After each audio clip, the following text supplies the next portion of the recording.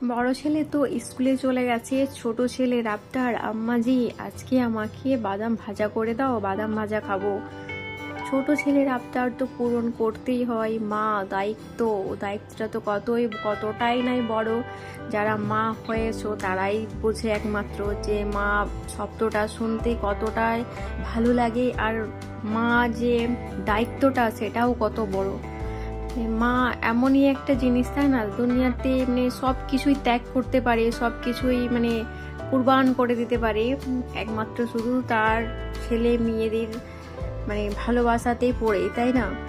মা মা ডাক শোনাটা এতটাই সহজ না। তো যাই হোক বন্ধুরা, কেমন আছো? আশা করি ভালো আছো। আলহামদুলিল্লাহ আমরাও সকলে বেশ ভালো আছি।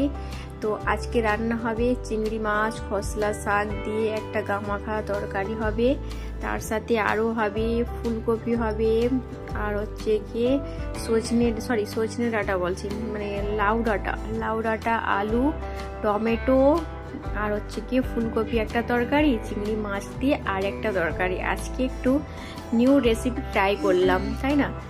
তো নিউ রেসিপি তো ট্রাই করতেই হয়, কেননা বারবার তো আর একই রকম তরকারি খেতে তো আর ইচ্ছে করে না। তো ওই কারণে এটাতে আর সজনে ডাঁটা দিলাম না, সজনে ডাঁটার মানে এতে দিয়ে দিলাম লাউ ডাঁটা। ফুলকপিটা খুবই সুন্দর, খুবই নরম ফুলকপি তো নামটাও তো সেই নাম, তাই না। ফুলকপিটা দেখতেও যেমন, খেতেও টেস্ট ওই রকম। আরও ছিল বেগুন, খুব সুন্দর বেগুন, নরম, বীজ হয়নি কিন্তু একবারে নরম সাদা ফুলের মতো ফুলকপি। আর এই যে বললাম খসলা শাকটাকে যে চচ্চড়ি করবো বললাম না, ভাবলাম না চচ্চড়ি আর করবো না, এটাকে একটু মানে মাখা করে নেব, আর বেগুনটাকে ভাজা করে নেব। তো বেগুনটাকে যে ভাজা করব, তো বেগুনটা এই বড় বড় সাইজের বাপরে বাপ, আর দুটো করে মানে ফ্রাই প্যানে হলো না, ওই কারণে একটা একটা করেই দিতে হলো আমাকে।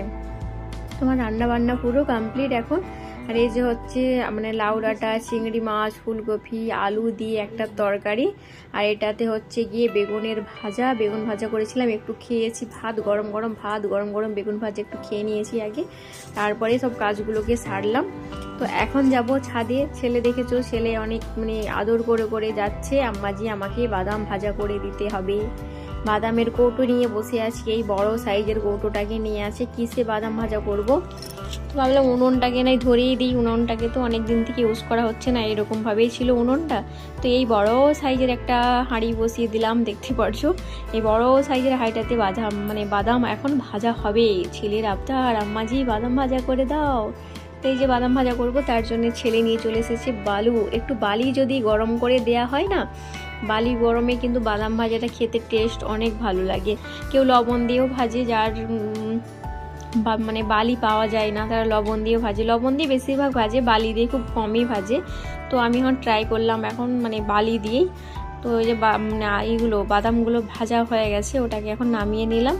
তো এই যে খুব সুন্দরভাবে মানে ভেজে নিয়েছি এটাকে। এখন এত বেশিক্ষণ যদি আবার বালির মধ্যে রেখে দিই না, বালির গরমটাতে বাদামগুলো সব মানে তেতো হয়ে যাবে, খাওয়া যাবে না, পুড়ে যেতে পারে। তো এই কারণে সব ওইগুলোকে বের করিয়ে নিলাম গরম বালির মধ্যে থেকে। তো চলো এখন এইগুলোকে সব এখন বের করিয়ে নিই বাদামগুলোকে, তারপরে নিচে যাব। নিচে গিয়ে এখন খাওয়া দাওয়া আছে, স্নান সারলাম, ছেলে জিদ করলো করে দাও, বাদাম ভাজা করে দাও, এই জন্য এখন বাদামটাকে ভাজা করে নিচ্ছি।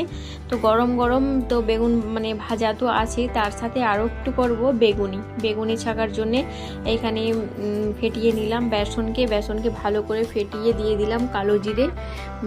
আর বেগুনের সাথে কালো জিরেটির টেস্টটা কিন্তু অসাধারণ আসে। তো দিয়ে দিলাম এখন কালো জিরে, আর এই দিকে হচ্ছে গিয়ে একটা হয়ে গেছে।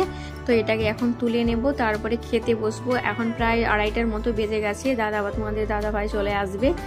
আমি মানে খাওয়ার আগে এইগুলোকে একটু গরম গরম খেতেই ভালো লাগে, ভাতের সাথে বলো, মুড়ির সাথে বেশিরভাগ খাই।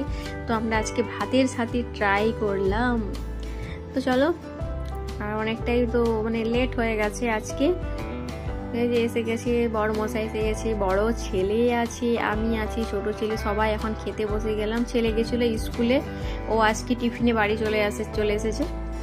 তো টিফিন এসেছে এই কারণেই ওকে নাকি ভালো লাগছে না আজকে। তো চলো দুপুরের খাওয়া দাওয়াটা সেরে নিই। তারপর বাসন আছে, বাসনগুলো অনেক আছে, বাসনগুলোকে সব ধুয়ে নেব। কেননা মানে খাবার পর যদি একটু ঘুমিয়ে যাই না, ঘুমিয়ে উঠে বাসনগুলো ধুতে আর ইচ্ছে করে না সেই সময়। তো ওই কারণে খাওয়া হয়ে যাওয়ার পরেই বাসনগুলোকে ধুয়ে নিই। তো যাই হোক বন্ধুরা, ভিডিওটি আজকের মতো এখান পর্যন্তই।